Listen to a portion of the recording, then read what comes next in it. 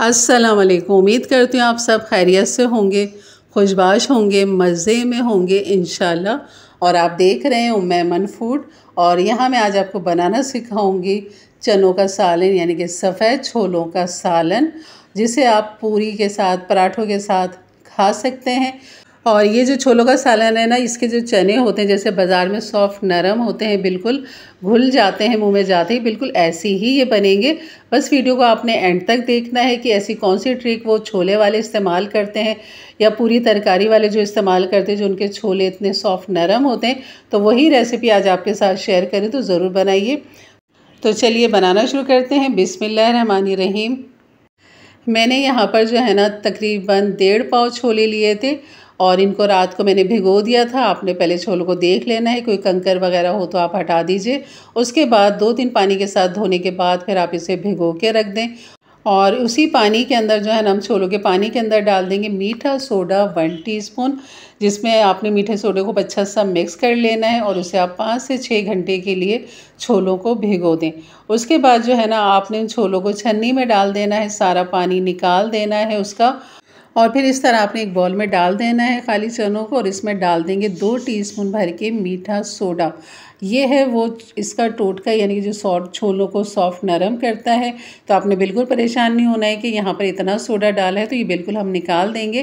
लेकिन आपने इस तरह मीठा सोडा डाल के जो है ना, इस तरह आपने छोलों को पटकना है ताकि तमाम दानों के ऊपर जो है ना मीठा सोडा अच्छे से लग जाए। इसके बाद आप इसको उठा के रख दीजिए आधे घंटे के लिए। आधे घंटे के लिए जो हम रखेंगे ना, तब तक हम इसका मसाला तैयार कर लेंगे, यानी कि जो छोलों की ग्रेवी है ना, वो हम यहाँ पर तैयार करेंगे। तो यहाँ पर आपने छोलों को रख देना है ताकि सोडा जो है ना वो अपना काम करे। और यहाँ पर जो है तकरीबन ½ कप के बराबर मैं ऑयल ले लूँगी। इसमें डाल देंगे मेथी दाना ½ टीस्पून। और जैसी मेथी दाने में खुशबू आने लगेगी तो यहाँ पर जो है ना, मैंने 2 बड़े साइज़ के प्याज और 2 टमाटर बड़े साइज़ के, 2 हरी मिर्चें लेके मैंने उनको बारीक पीस लिया था। और वो मैंने फिर यहाँ पर जैसे मेथी दाने से खुशबू आई तो आप ये पिसा हुआ मसाला आप इसके अंदर डाल दें और जग को भी खंगाल के हम यहाँ पर डाल देंगे। तो ये प्याज, टमाटर और 2 हरी मिर्चें मैंने पीस के डाली हैं इसके अंदर। और अब यहाँ पर हम डाल देंगे बाकी ड्राई मसाले, और जिसमें है अदरक लहसुन 1 टीस्पून, और नमक डाल देंगे यहाँ पर 1 टीस्पून, पिसी हुई लाल मिर्च डाल देंगे 1 टीस्पून, हल्दी ½ टीस्पून, पिसा हुआ धनिया 1 टीस्पून। इन मसालों को खूब अच्छा सा मिक्स करेंगे और यहाँ पर मैं इसे ढक दूँगी ताकि इसमें जोश आ जाए।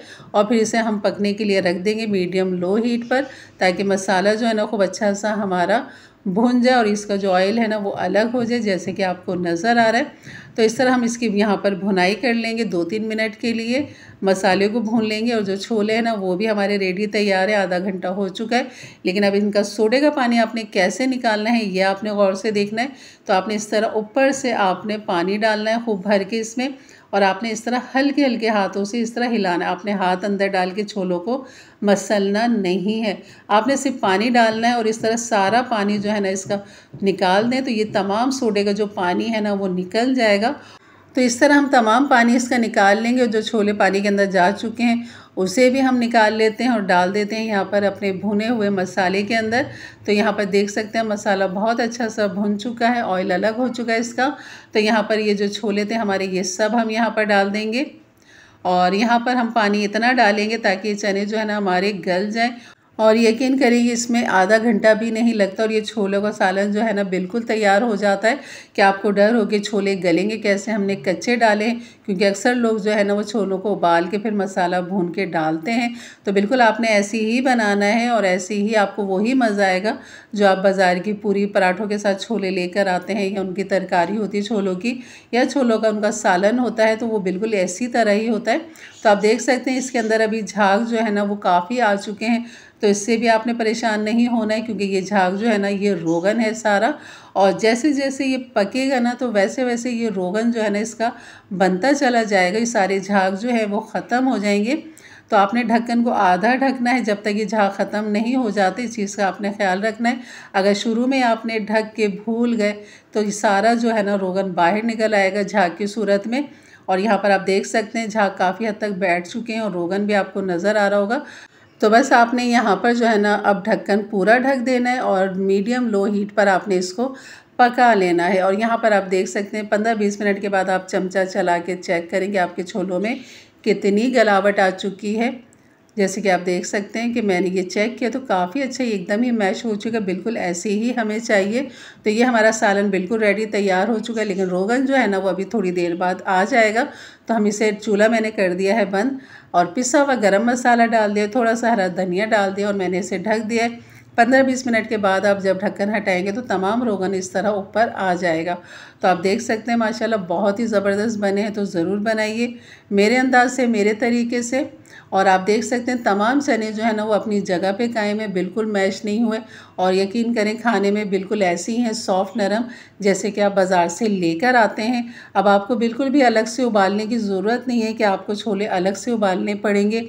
और ये सब कमाल है मीठे सोडे का, बस उसको लगाने का और उसके पानी को निकालने का थोड़ा सा तरीका है, बस उसको आपने नोट करना है और उसी तरह फिर आप बनाएंगे तो इंशाल्लाह आपके घर में भी इसी तरह मज़ेदार सा छोलों की तरकारी या छोलों का सालन या पूरी छोलों वाला जो सालन होता है ना, बिल्कुल सेम वही रेसिपी है। तो ज़रूर बनाइए मेरे अंदाज से, मेरे तरीके से। मेरे चैनल पे नए हैं तो ज़रूर सब्सक्राइब करके जाइएगा। वीडियो अच्छी लगी तो लाइक कर दीजिएगा और अपनी राय का इज़हार ज़रूर दिया करें कि आपको मेरी रेसिपी कैसी लग रही है। और अपने फैमिली फ्रेंड में भी ज़रूर शेयर किया करें ताकि उनके लिए भी आसानी पैदा हो और वो भी इस तरह की मज़ेदार सी रेसिपी अपने अपने प्यारों के लिए बना सकें। तो इंशाल्लाह मिलते हैं फिर एक अच्छी नई रेसिपी के साथ। तब तक के लिए इजाज़त दें, अपना बहुत सारा ख्याल रखें, दुआओं में याद रखें। अल्लाह हाफिज़।